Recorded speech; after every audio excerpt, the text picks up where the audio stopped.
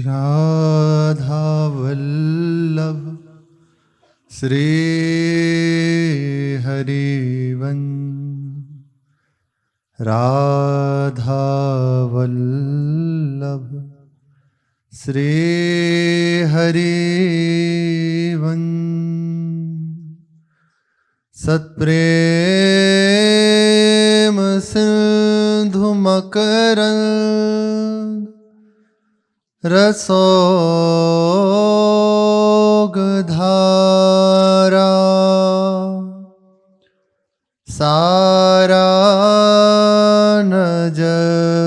सारानजश्रमभिता स्रवदाश्रितेषु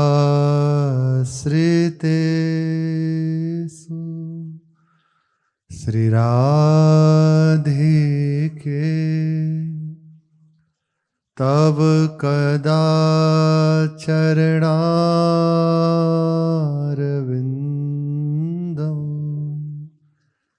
गोविंद जीवन धनो शिरसा वहामि। गोविंद जीवन धनो शिरसा वहामि। श्री राधा वल्लभ लाल की जय। महाप्रभु श्री तरिवंश चंद्रजू महाराज की जय। श्री वृंदावन धाम की जय। श्री स्वामी जी महाराज की जय। नमः कुंज बिहारिण्ये नमः कुंज विहारिणे नमः श्री हरिदासाय मुख्य सख्यवतारिणे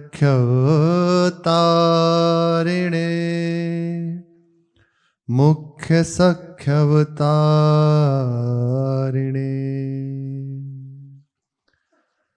महामहिम श्री स्वामी हरिदास जी महाराज महाप्रभु जी से यमुना पुलिन पर मिलन, उनका दर्शन और महारसमयी चर्चा। अनेकों रसिक जन संग विराजमान है। ऐसा अद्भुत आनंद मानो दो रस समुद्र एक साथ उच्छलित रूप से विराजमान हो। श्री स्वामी जी का पावन प्रसंग चल रहा है। उसमें श्री स्वामी जी के गुरुदेव श्री आसुधीर जी महाराज, इनका पावन प्रसंग अपने जन पूर्व में सुना कि इनके दादा श्री ब्रह्मधीर जी समर्थ महापुरुष एक कोयलपुर निवासी मनोहर नाम के भक्त थे। इनकी सेवा करी और इनका एक प्रण था कि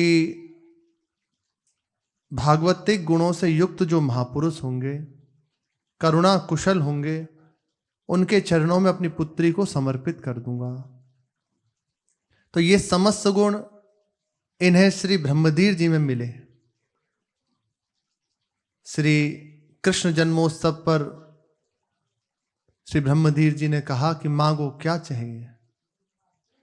तो कहा प्रभु आप ये लिख के दे दीजिए। उन्होंने कहा तुम्हें जो चाहिए मांग सकते हो, दो बात मांग लीजिए। तो कहा आप लिख कर दे दीजिए। और ये बात लिखवा ली। नित्य प्रातःकाल श्री ब्रह्मधीर जी कहते कि आप क्या चाहिए बताओ, तुम्हें धन वैभव सम्मान जो चाहिए तुम्हें प्राप्त हो जाएगा, पर कुछ ना मांगे। संतों की सेवा करके अंदर से भी कामना ना करे कि मुझे संसारिक कोई वस्तु प्राप्त हो जाए। पक्का हो जाएगी। चरण कमल कामधेनु, जैसे भगवान के लिए आता है वैसे ही महापुरुषों के लिए है। आप जो काम न करोगे उनके समीप जाकर उनका दर्शन करके कि मेरी ये बात पूरी हो जाए, पक्का पूरी हो जाएगी। हाँ, उसमें एक बात जरूर होगी कि यदि आपका अनिष्ट होना है तो फिर वो कार्य नहीं होगा। यदि आपका मंगल है, आप भगवान की ओर बढ़ेंगे तो निश्चित वो पूर्ण हो जाएगा। तो इसलिए महापुरुषों से ऐसी कोई वस्तु ना मांगे। मांगे तो इतना ही मांगे कि बस मैं कभी प्रभु को ना भूलूं, मेरे हृदय में प्रभु से मिलने की विकलता जागृत हो जाए, मुझे प्रभु प्राप्त हो जाए। क्योंकि जीवन की सबसे दुर्लभ बात बस यही है, पर यह समझ नहीं आती। थोड़ी देर दिखाई देता है कि बड़ा सम्मान हो रहा है, बड़ा वैभव है, तो मार्ग से विचलित हो जाते हैं। अरे देखो, उसे रात दिन हम तो जले जा रहे हैं, भजन कर रहे हैं, कुछ है नहीं, और सब नाश होता जा रहा है। और इन्हें देखो, ना भजन साधन करते ना कुछ, और समृद्ध हुए जा रहे हैं। हाँ, चूक ना करे, यही तो है। इस समय जो कष्ट मिल रहा है वे आगे जो प्राप्त होगा ना, संभाल नहीं पाओगे।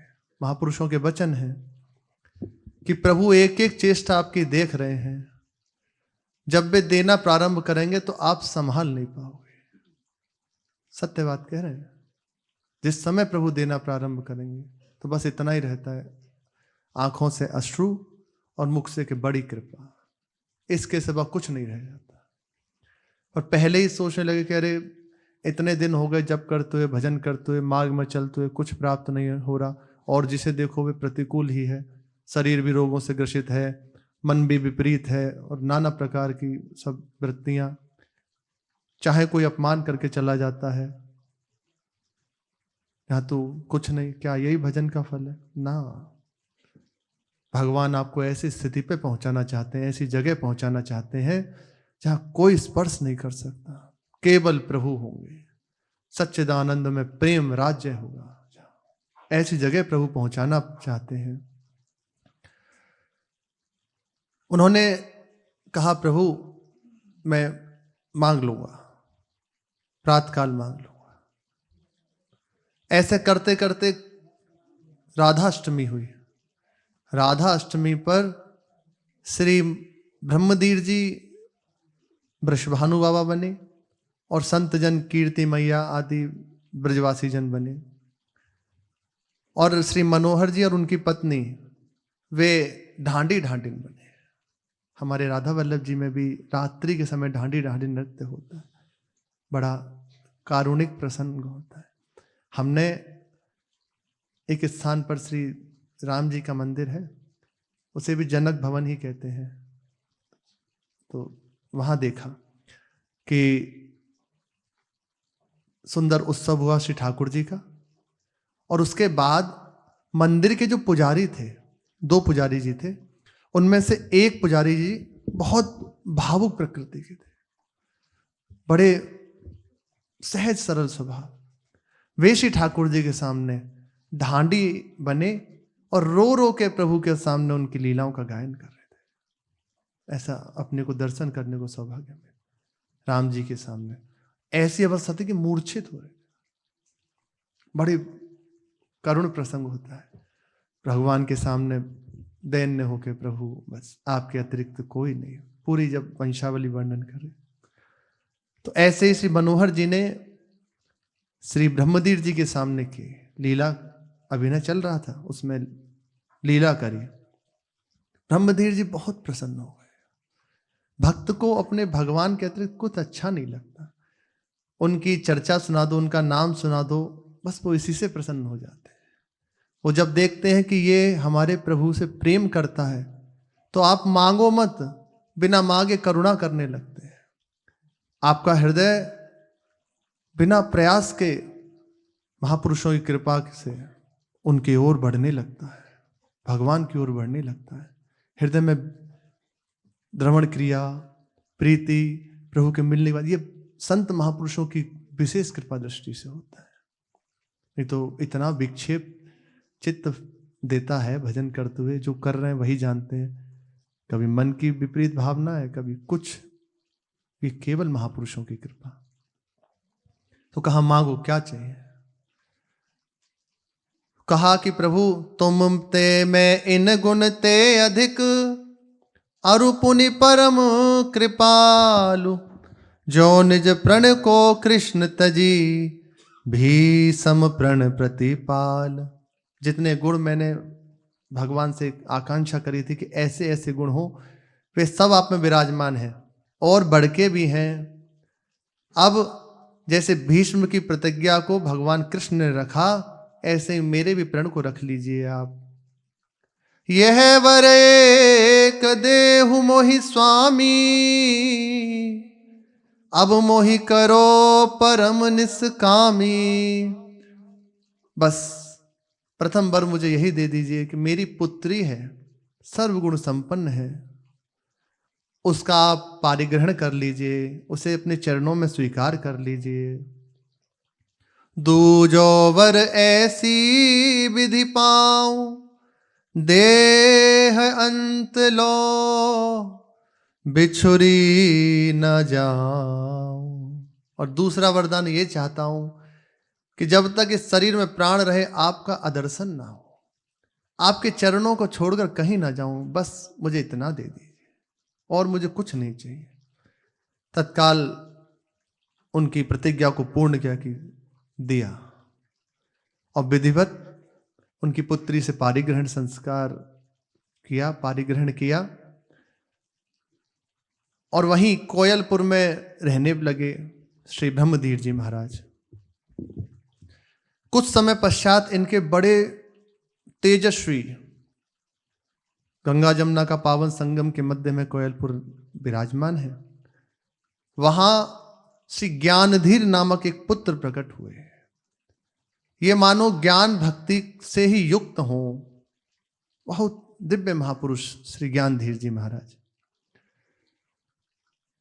कुछ ही समय में इनका संपूर्ण संस्कारों से युक्त किया, संपूर्ण शास्त्रों से इन्हें पठन पाठन कराया, पूर्ण पारंगत इन्हें संपूर्ण शास्त्रों में कर दिया श्री ब्रह्मधीर जी ने। अब जैसे जैसे ये बड़े होने लगे तो हृदय में विचार होने लगा कि आगे इसके भविष्य के लिए क्या करना चाहिए। अच्छा, श्री ज्ञानधीर जी की रुचि सहज संतों के संग में, भजन में, ठाकुर जी की सेवा में, और जहां समय मिलता तो एकांत में ध्यानस्थ होकर बैठे हैं। बस ये प्रकृति थी। जब किशोर अवस्था हुई तो पिता ने आज्ञा करी और कहा कि अब तुम्हारी अवस्था हो गई है विवाह की। तुमने कहा नहीं नहीं, मैं इस संसार के प्रपंच में फंसना नहीं चाहता, जहां केवल दुख ही दुख है। और ऐसा ही है, यदि भगवान का आश्रय नहीं है तो केवल दुख है। अरे, जो भगवत मार्ग में चल रहे हैं उनकी वृत्ति यदि भगवान से हटके संसार में लग जाए तो कैसा कष्ट उन्हें होता है, तो वही जानते हो। जो निरंतर संसार में ही लगे हुए हैं उनके लिए क्या कहें, क्या विचार करें। इस कष्ट में, संसार में मैं नहीं रहना चाहता, मैं भगवान की प्राप्ति करना चाहता हूं। इतना कहा और प्रणाम करके बस निकल चल पड़े। तीर्थयाटन करते हुए श्री मथुरा मंडल ब्रजभूमि में पधारे। यहां आकर से गिरिराज जी में 12 वर्षों तक निरंतर श्री गिरिराज जी की प्रदक्षिणा और बस मधुकरी मांग के पा लेते। यहीं से वृंदावन भी जाते तो वृंदावन में निधिवन राज में श्री नंदलाल देवाचार्य जो महाराज विराजमान थे, इनकी प्रेम पूर्वक सेवा करते। बस इतनी ही बात है। संत महापुरुषों का आश्रय मिला, उन्होंने उपासना दे दी, तो बस अब बिना प्रश्न के, बिना संशय के उसको स्वीकार कर ले। जैसे जैसे उपासना बढ़ने लगेगी ना, तो हृदय के, चित्त के समस्त दोष नष्ट होने लगेंगे। इतना ही सहना है। ये जो कहते हैं ना जलन का मार्ग है, वो जो दोष नष्ट हो रहे हैं ना, बार बार जो मन फेंकता है उन विचारों को, उसको नष्ट करना है। और वो आपको नहीं करना, आप केवल भजन करते रहे। आप जीवव्याह के द्वारा या जैसा आपको अभ्यास पड़ रहा है, नाम का रटन करते रहिए, प्रभु की भावना करते रहिए। वो संपूर्ण संस्कार स्वतः नष्ट होने लगेंगे। और बड़ी खास बात है, जैसे जैसे हृदय में ये जो विषय की जलन होती है ना, जो उपासक इन्हें बहुत धैर्यता पूर्वक सह जाता है, तो यही विरह विषय की जलन आगे विरह का रूप धारण कर लेती है। पर ऐसा नहीं होता। अपने जन क्या करते हैं कि जहां हृदय में विषय की एक वृत्ति जागृत हुई या जलन प्रारंभ हुई, हम उसके द्वारा क्रिया कर बैठते हैं। हम सोचते हैं कि कैसे इसको नष्ट करें, ये हृदय में बहुत जलन हो रही है, कैसे शांत करें। यहां चूक हो जाती है। तो इसीलिए बहुत समय चलने पर भी बस उसे लगता है कि कुछ तो मिला नहीं, इतने दिन हो गए नाम जप करते हुए, इतने दिन हो गए धामवास करते हुए। यही कारण है, हम समझौता कर लेते हैं, हम बैलेंस बना लेते हैं। ये बैलेंस ना बनाए। आपको जो सेवा प्राप्त है, खूब धैर्यतापूर्वक सेवा करें और निरंतर अपने नाम मंत्र का अनुसंधान करता रहे, हृदय में निरंतर उसका चिंतन करता रहे, उसका जप करता रहे। आप देखेंगे प्रथम में हृदय में जलन होने लगेगी, क्योंकि मन जलना नहीं चाहता, वो उबेगा, भागेगा, लगेगा कहाँ जाऊं, किससे जाऊं, कोई ऐसी आश्रय ना हो इसका कहीं कि अमुक व्यक्ति के पास चले जाओ तो वो कुछ दे देगा ना, यार ये नहीं होना चाहिए। इसका यदि आधार नहीं है ना, ये मन परेशान कब करता है? जब हमें आश्रय मिल जाता है इस मन को, जब हम इस मन को आश्रय दे देते हैं। जैसे कोई हमारे मन की कुछ संस्कार वृत्ति है, अब देखिए कि वो मोबाइल देखने से हट जाएगी, बहुत स्पष्ट रूप से कह रहे हैं। तो क्या होगा, अब जो ही मन वृत्ति फेंकेगा तो सीधी वृत्ति जाएगी कि मोबाइल देख लेते हैं, या अमुक किसी व्यक्ति से मिल लेते हैं, अमुक स्थान पर चले जाते हैं, तो आप तत्काल देखेंगे वो सीधा उसको फेंकेगा। ये है उसने आश्रय पकड़ लिया है। ये आश्रय छूट जाए तो कुछ ही दिन में ये थोड़ा उछलेगा, नाम का प्रभाव ये परेशान नहीं कर पाएगा। और देखेंगे हृदय में कुछ ही समय में एक रोने की वृत्ति जागृत होगी, हृदय में आने लगा प्रभु आपके सिवा कोई नहीं है। अगर आश्रय है तो ये बात नहीं आएगी कि आपके सिवा कोई नहीं है, और आश्रय नहीं है तो जलन देगा मन, तत्काल प्रभु आप संभाल लीजिए। धीरे धीरे उसका हृदय विरह से युक्त होने लगता है। प्रभु मैं किसी योग्य नहीं, कैसे आपको रिझाऊं, कैसे आप मिलेंगे, अपनी करुणा से मिले। देखो वही जलन विरह का रूप धारण कर लिया। बस यही सावधान, बस इतनी सी यात्रा में सावधान लेने की आवश्यकता होती है।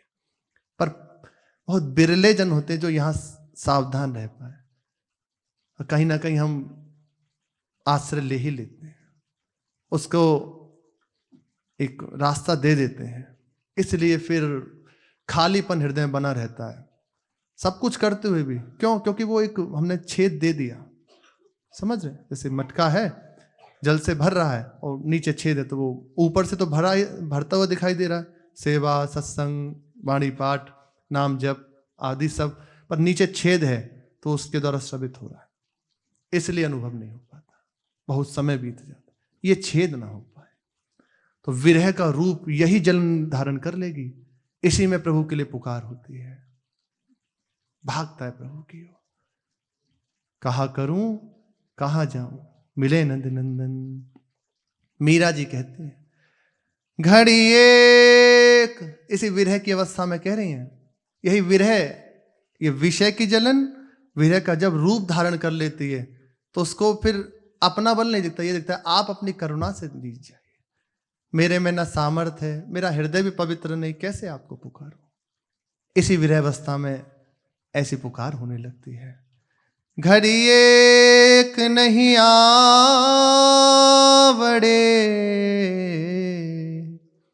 तुम दर्शन बिन मोय, तुम ही मेरे प्राण जी, कासु जीवन हो, धान न भावे नींद न आवे,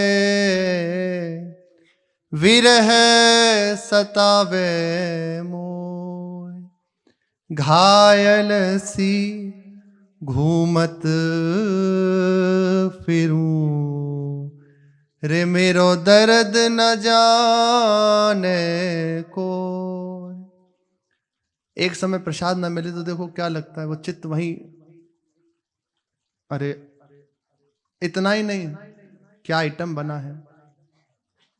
नहीं, इसमें ये बता अंदर की बात है, कहने की बात नहीं, उसका चिंतन में रहता है आज ये मिल जाए। और जहां हृदय में प्रभु के लिए लालसा लगती है, नहीं खान पान तिन भावे है, नहीं कोमल वसन सुहावे है, सब विषय लगे ही खारा है, हरि आसिक काम आ गया। उसे हंसना बोलना अच्छा नहीं लगता, कुछ अच्छा नहीं लगता। एक उदासीनता, एक खिन्नता, एक अंदर हृदय में बेचैनी, और वो बेचैनी केवल प्रभु के दर्शन से दूर हो सकती है। बिनु देखे रघुनाथ पद, जिए की जरनी न जाए। जब तक वो नेत्र भर के अपने आराध्य देव को नहीं देख लेता, तब तक उसके हृदय की जलन शांत नहीं हो सकती। और कहां ऐसा होता, अपने को इंतजार होता है कि संध्या हो जाए, सुबह क्या बनेगा, अभी बात नहीं। अच्छा, इसमें किसी और का हानि या किसी का लाभ नहीं, इसमें अपनी ही हानि और अपना लाभ है। आप बताइए किसका? आप भजन साधन करें तो इससे आपका ही तो लाभ हो रहा है। हाँ, आपके सानिध्य से और अनेकों का भी लाभ होने लगेगा। उस वस्तु की आपने अनुभूति कर ली, और ना करो तो किसका लाभ, किसकी हानि? आप ही की। तो आप ही खा ले बैठ, हृदय जलता रहेगा। इसलिए अपने को धोखा नहीं देना चाहिए। अगर भगवान ने मार्ग दिया है तो बस एक बार झोंक दे, रोते गाते बस प्रभु प्रभु प्रभु, चैन ना ले। एक एक चेष्टा प्रभु की प्राप्ति करा सकती है। एक एक बात प्रभु से युक्त हो जाए बस। वे कह रहे हैं धान न भावे, मुझे खाना पीना अच्छा नहीं लगता, या सोना अच्छा लगता है। कह रहे नींद ना आवे, आती ही नहीं। एक रात्रि में छत पर श्री मीरा जी शयन कर रहे थे एक बार, तो थोड़ी ही बस ऐसे आंख लगी, यद्यपि नींद तो थी ही नहीं, और पपीहा बोल उठा। बस उठ के बैठ गई और सर ऐसे दीवार से टिका लिया। अब निरंतर आंसुओं की झरी, बस इतना पुकार, पपैया रे तने क्यों मुझे सताया। अभी तो आंख लगी थी और लगा था कि प्रीतम स्वप्न में मिल जाएंगे, पर तूने पुकार करके मेरे हृदय की पीड़ा को और बढ़ा दिया। पर तेरे से भी क्या कहूं, तू खुद अपने प्रीतम के लिए पुकार रहा है। पपैया कहता ना, प्यासा हूं पीहू पीहू ऐसे पुकारता है, वो अपने प्रीतम को पुकारता है। ऐसे ही मैं अपने प्रीतम के लिए विचार हुआ था कि थोड़ा सा दरस स्वप्न में हो जाएगा, पर तेरी इस पुकार ने मुझे मेरी पीड़ा को और बढ़ा दिया। बस अब हर समय हृदय घायल सी घूमत फिरूं, मेरो दर्द न जाने को है। ये ऐसा दर्द है जिसके हृदय पे बीती है, बस वही समझ सकता है। कै जा सिर बीती हो, और किसी की बात नहीं, कोई और नहीं समझ सकता। ये स्थिति उसे प्राप्त होने लगती है। अब उसे करना नहीं पड़ता, यहां होने लगता है। प्रारंभ में करना पड़ता है, हमारा नाम नहीं होता, हमारा भजन नहीं होता। अरे भैया, होता सिद्ध महापुरुषों का है, फिर साधक में और सिद्ध में अंतर क्या रह गया? करना पड़ता है साधक को। प्रारंभ में करना आप कीजिए, शुरू कर दीजिए, आगे होने लग जाएगा। होने की रास्ता यही है, और कोई नहीं। ये है बात। भगवान करुणा करें, हमारे हृदय में बस समझ में आ जाए। विरह की अवस्था में ही भगवत साक्षात्कार हो जाता है। प्रेम मार्ग में जो जो हृदय भारी विरह से युक्त होने लगता है, उसे भगवत साक्षात्कार होता है। श्री वेणु विनोद कुंज वाले महाराज जी जब एकांत में रहकर भजन करने लगे, नंदगांव के पास वे स्थान है, तो इतनी विरह विकलता बढ़ गई दर्शन की, बहुत विकलता। प्रसंग तो बहुत लंबा है, बड़ा है, हम छोटे रूप में बस कह रहे हैं। तो रात्रि के समय, जिस समय रात का समय होता है, वो ना पूर्ण रूप से रात्रि होती है ना संध्या होती है, मध्यस्थ। तो उस समय भारी विकलता से युक्त होकर पुकार रहे थे प्रभु। तो उसी अवस्था में देखा कि सामने से श्याम सुंदर जैसे पीतांबर संभालते हुए आए, और वे तो अपनी शरीर शुद्ध भूले हुए थे, बस ऐसे उठाया। तो उस समय वे अनुभव कर रहे हैं कि मैं एक नव तरुणी गोपी हूं और श्री कृष्ण मेरा आलिंगन कर रहे हैं। उसी समय उन्हें भगवत तत्व की अनुभूति हो गई, निज स्वरूप की प्राप्ति हो गई। इसी अवस्था में हुआ कैसे, प्रारंभ कहां से हुआ? उपासना को जीवन बना लिया, उपासना को हृदय में बसा लिया। ये बहुत काम की बात है, बहुत अपने हृदय की बात है, बस ले ले कोई ना। तो श्री ज्ञानधीर जी महाराज गिरिराज जी में आकर 12 वर्षों तक श्री गिरिराज जी की प्रदक्षिणा, और वृंदावन में श्री निधिवन राज में विराजमान श्री नंदलाल देवाचार्य जी की परिचर्या, बस ऐसा उन्होंने प्रारंभ किया। एक दिन आप गिरिराज जी की परिक्रमा करने के लिए गिरिराज जी में पहुंचे, वहां मानसी गंगा जी में स्नान किया और एकांत स्तर पर थोड़े ध्यानस्थ होकर बैठे हुए थे। प्रदक्षिणा भी शुरू नहीं की थी, अब ध्यान करने के बाद प्रदक्षिणा शुरू करते। शीतल मंद सुगंध समीर बह रही है और कुछ कुछ छोटी छोटी बूंदें बरस रही हैं। बड़ा सुंदर वातावरण। एकांत स्थान में बैठे हुए थे श्री ज्ञानधीर जी महाराज। उसी समय देखा भगवान श्री गिरिराज महाराज ने कि हमारा प्रिय है ये। तत्काल एक नव किशोर रूप धारण करके बहुत लावण्य से युक्त स्वयं श्री कृष्ण ही हैं, श्री मानसी गंगा जी के संग साक्षात प्रकट हो गए श्री ज्ञानधीर जी के सामने। अब यहां स्पष्ट रूप से कहते हैं क्या किया, बस जीवन बना लिया उस बात को, भटकना बंद हो गया। इसीलिए कहते हैं चित्त का समाधान हो जाए, जो प्राप्त हुआ उसको बैठ जाए पकड़ के। आपको वाणी जी की प्रियता है तो बस वाणी जी को रात दिन बस उसमें लग जाए, नाम प्रिय है तो नाम करने लग जाए। सुन रहे हम हर समय, जहां जो बस लग जाए, वो स्वयं अपना कार्य कर देते। श्री गिरिराज महाराज सामने प्रकट हो गए मानसी गंगा के सहित, और बहुत करुणा भरी दृष्टि से श्री ज्ञानधीर जी को देखने लगे। उनका प्रभाव, जो ही श्री गिरिराज महाराज प्रकट हुए तो नेत्र खोले श्री ज्ञानधीर जी ने, एक लगा अलौकिक है कुछ। सामने देखा तो जुगल जोड़ी सरकार खड़े हुए हैं, बहुत प्रसन्न। देखते ही हृदय में वात्सल्य भाव जागृत हो गया। उनके हृदय में आने लगा कि इन्हें अपने अंक में बिठा लूं। एकदम हृदय वात्सल्य भाव से पूरित हुआ। पूछने लगे कि तुम कौन हो?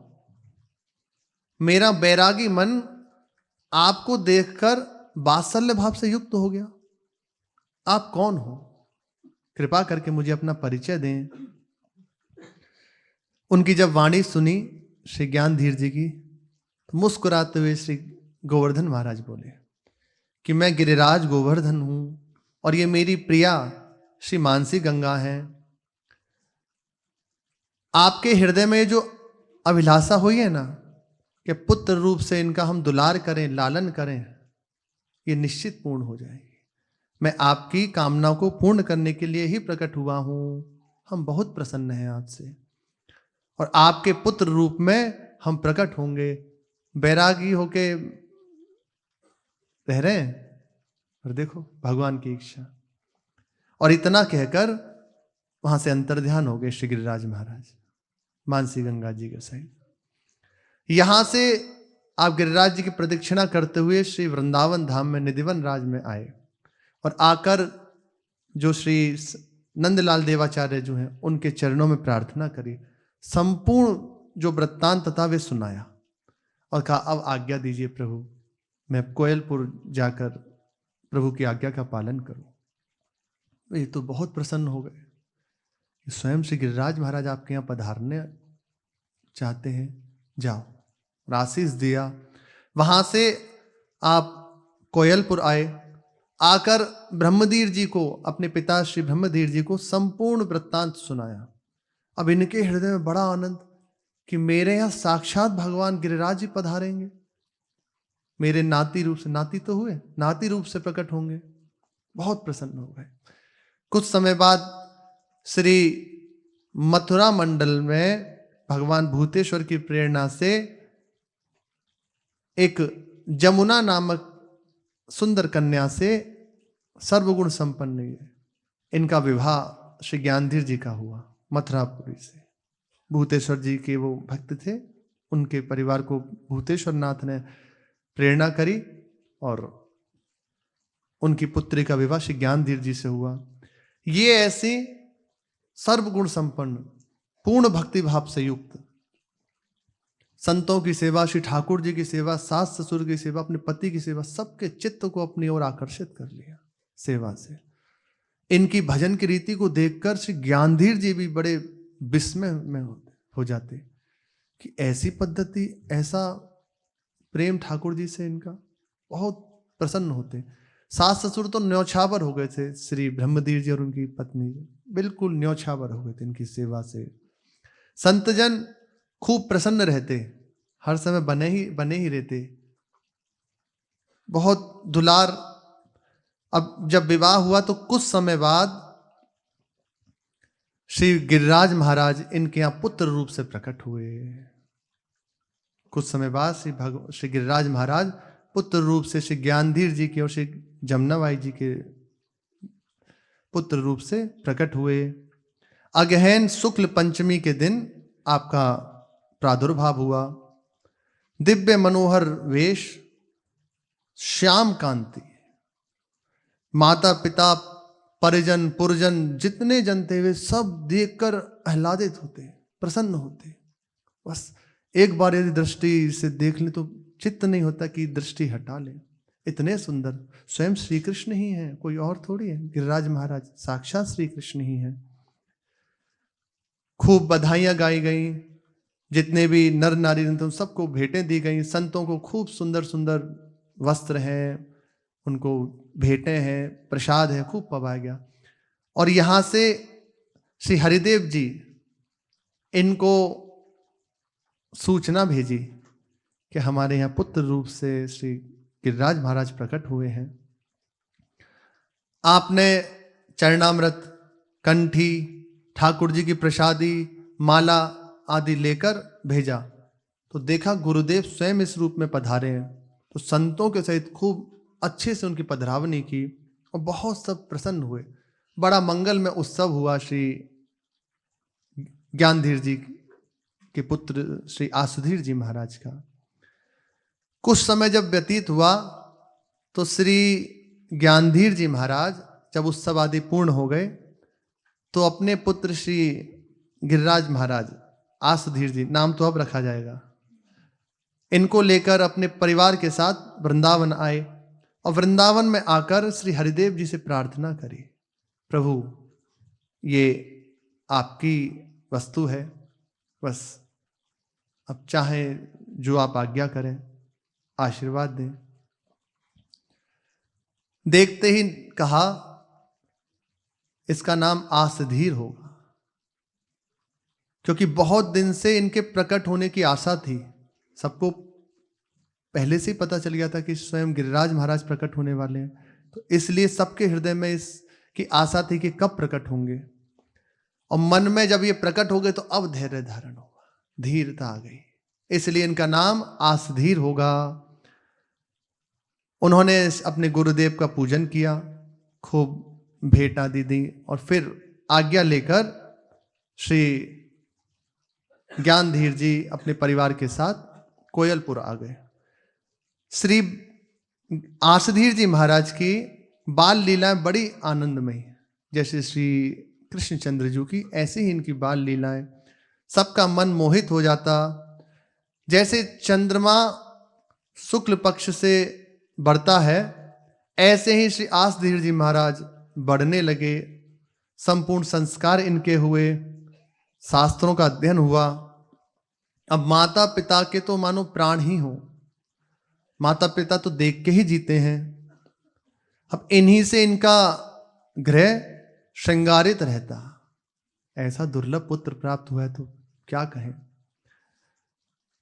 अब इनकी रति सहज रूप से थी, संतों का संग करना और माता पिता से भी उदासीन रहना।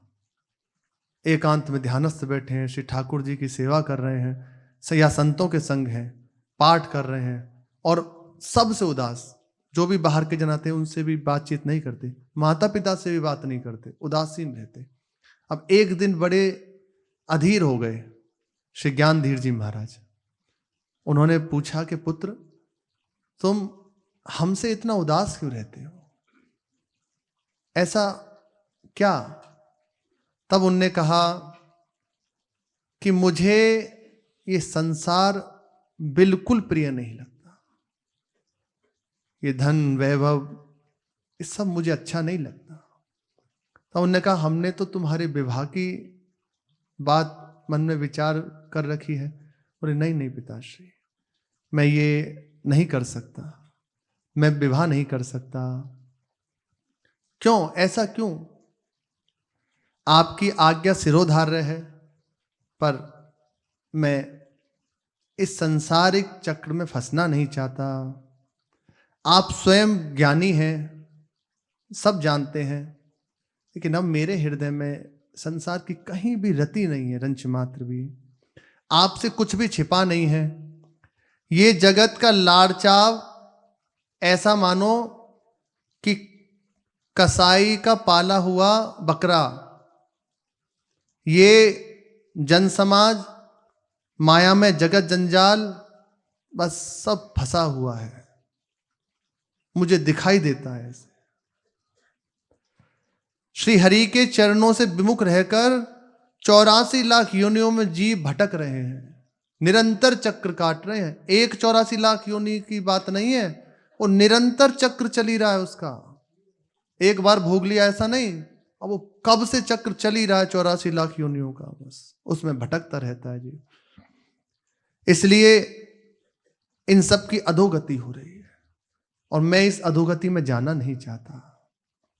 तात ये प्राणी संसार रूपी अंधेरे कूप में मोह रूपी झाड़ी से लटकते हुए विषय रूपी शहद की बूंद को क्षणिक स्वाद, जैसे एक कुआं है बहुत गहरा, उस पे फूस रखा हुआ है और उस फूस में शहद की बूंद टपक रही है, बस एक आध। तो ऐसे ये मनुष्य देह और फूस की समान ही है, प्रतिक्षण काट रही है। और दिन रात रूपी चूहे सफेद और काले इस घास को चर रहे हैं। ऐसे ही ये दिन रात रूपी जो समय है, चूहे हैं, हमारे समय को नष्ट कर रहे हैं। गया दिन पूरा, रात्रि वे भी गई, कितने दिन रात्रि चले गए ऐसे ही। और मनुष्य इस आशा में है कि एक बूंद शहद की और मिल जाए, क्षणिक। अब उसे ये नहीं पता कि ये चूहे इस फूस को काट दे रहे हैं और इसके नीचे भयंकर फणधारी सर्प विराजमान है, ये खा जाएगा। उसे ये केवल शहद की बूंद दिखाई दे रही है, अर्थात संसार में सुख है उसे ये दिखाई दे रहा है। पूरा जीवन हो गया भटकते हुए, आज तक नहीं मिला। दिन रात रूपी चूहे उसके जीवन को नष्ट किए दे रहे हैं। अब मृत्यु का समय आने वाला है, जिसे स्वीकार नहीं करते कोई। मरना है, ये आने वाला है, मृत्यु आने वाली है। इसलिए पिताजी सांसारिक विषय और चित्त दूध पानी की तरह एक हो गए हैं। जो परमहंस महापुरुष हैं वे भगवान के भजन में अपने जीवन को सार्थक कर लेते हैं। इस संसार रूपी विषय में अपने चित्त को नहीं लगाते, बस इस चित्त को भगवान के चरणों में अर्पित करके प्रेम रस का पान करते हैं अनेकों प्रकार से दृष्टांत दिए और समझाकर आज्ञा मांगी कि अब मुझे आज्ञा दें, अब मैं यहाँ से बस निकलना चाहता हूँ, वैराग्य धारण करके भगवान का भजन करके उन्हें प्राप्त करना चाहता हूँ। तत्काल चरणों में प्रणाम किया और वे तो स्वयं महापुरुष हैं ही, आज्ञा दे दी जाओ। सीधे आप भ्रमण करते हुए वृंदावन आए और वृंदावन में श्री हरिदेव जी के चरणों में आकर प्रणाम किया और संपूर्ण वृत्तांत कह सुनाया।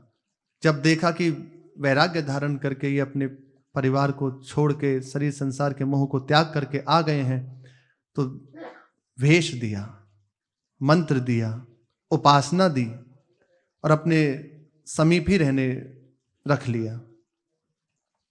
अगहन शुक्ल पंचमी के दिन विरक्त वेश समस्त संस्कारों से युक्त करके धर्मधारी बना दिया गुरुदेव ने।